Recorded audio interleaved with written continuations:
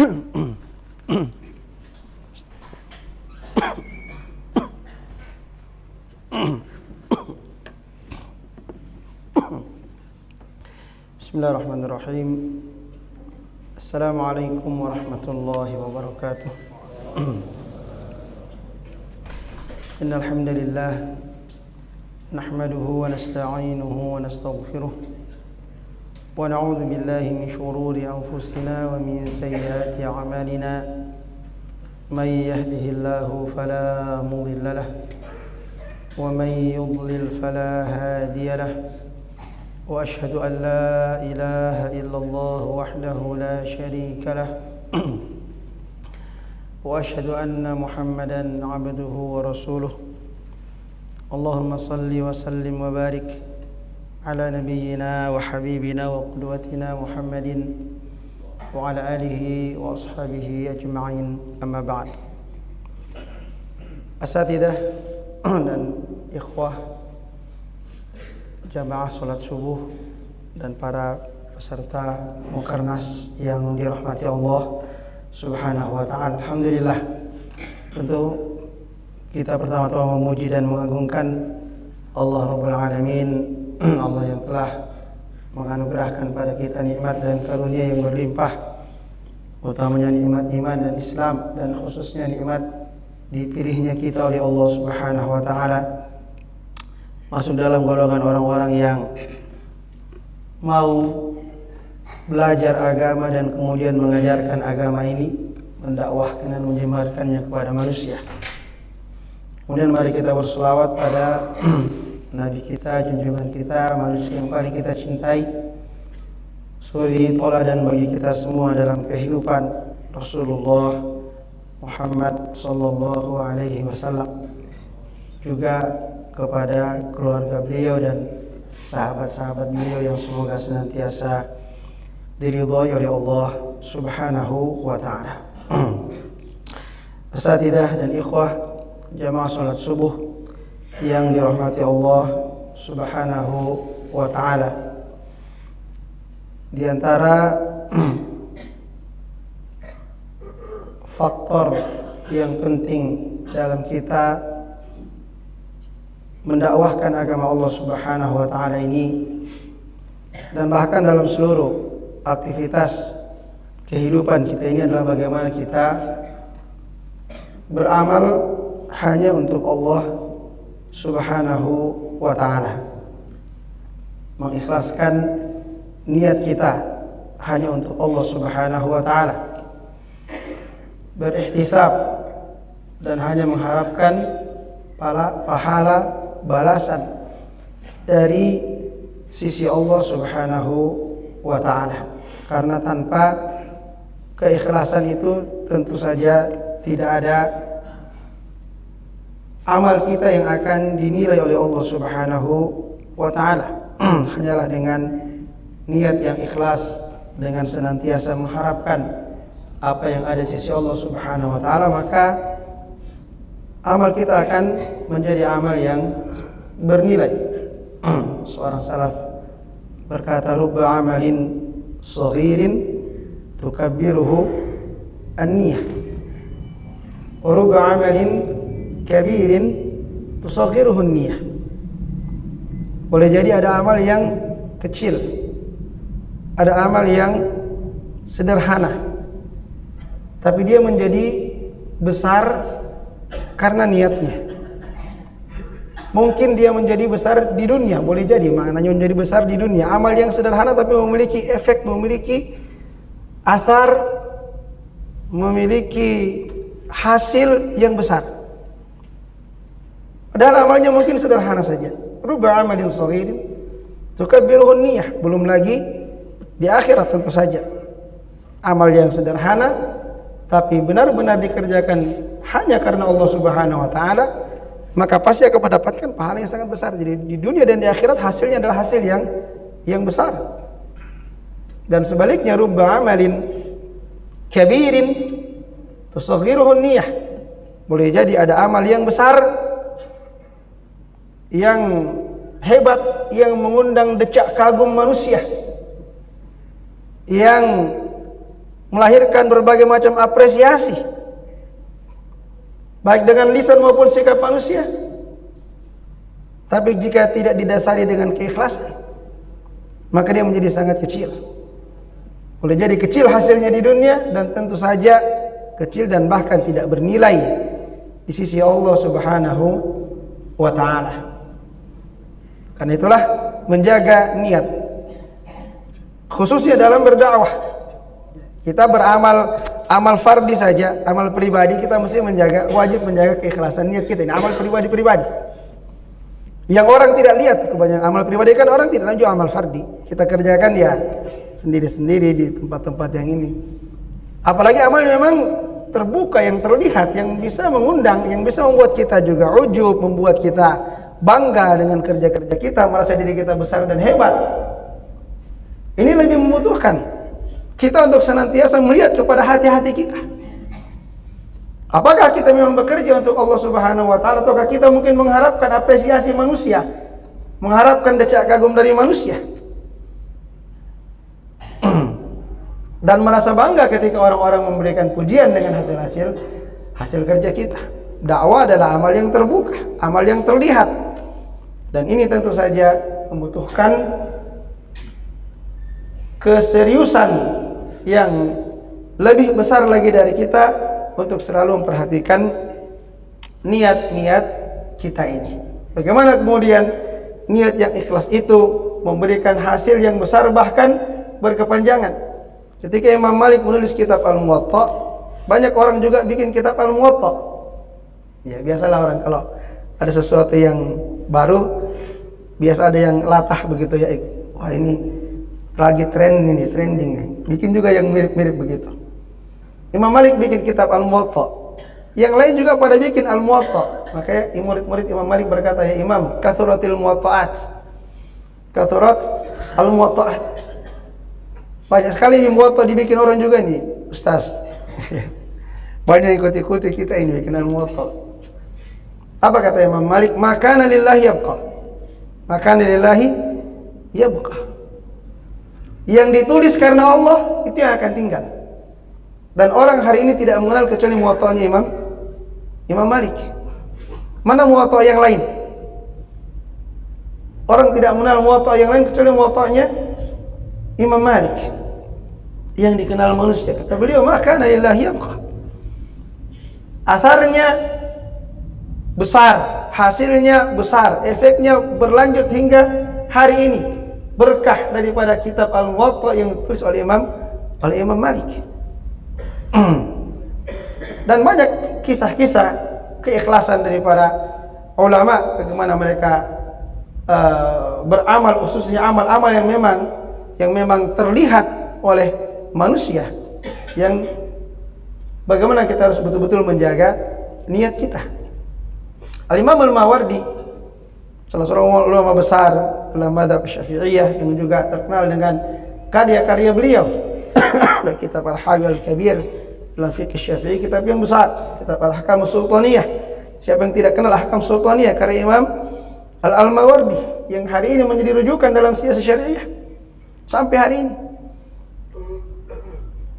Kisah beliau dalam menjaga keikhlasan diceritakan bahwasanya ketika beliau masih hidup, ini karya-karyanya sudah banyak, karya-karya tulis beliau. Tentu karya tulis itu sesuatu yang besar, sesuatu yang mengundang decak kagum manusia, ya, mengundang perhatian. Tidak gampang bikin kitab. Dan beliau masih merasa ada sesuatu dalam hatinya yang mungkin beliau merasa belum ikhlas atau belum siap, ya, kalau kemudian karya ini dikeluarkan untuk manusia, disebarkan, masih ada kekhawatiran jangan-jangan ada ujub dalam diri, rasa bangga, rasa senang dengan pujian manusia. Maka kitab itu tidak dikeluarkan. Tidak dikeluarkan. Semua karya tulisnya disimpan. Karya tulis besar.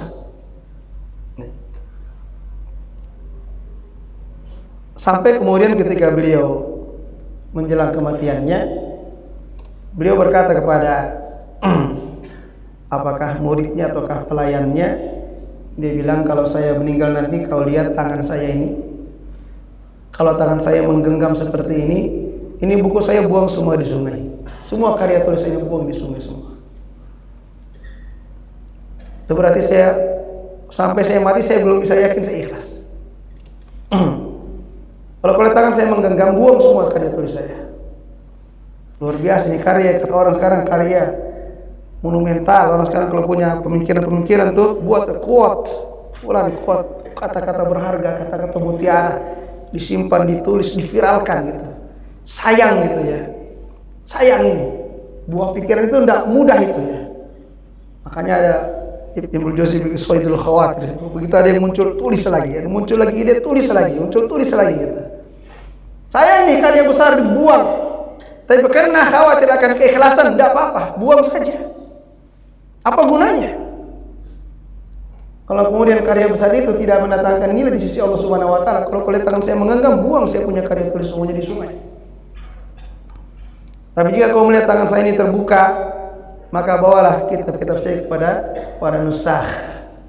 Untuk apa? Untuk diperbanyak. Untuk diperbanyak supaya dia dirasakan manfaatnya oleh manusia. Begitu gambaran bagaimana keikhlasan mereka. Amal-amal yang, ya tentu amal itu besar ya, bukan amal kecil ya.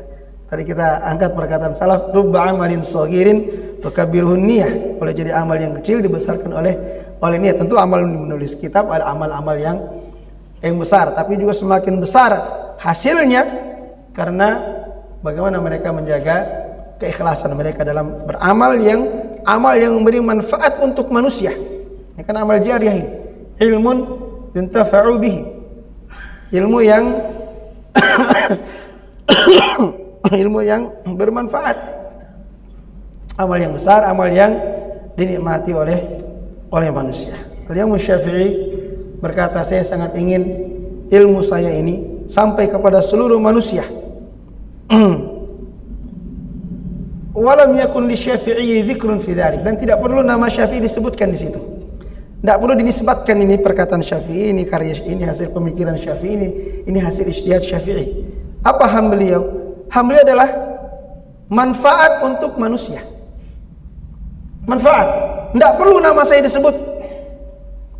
Yang penting manusia merasakan manfaat daripada apa yang saya lakukan. Ya.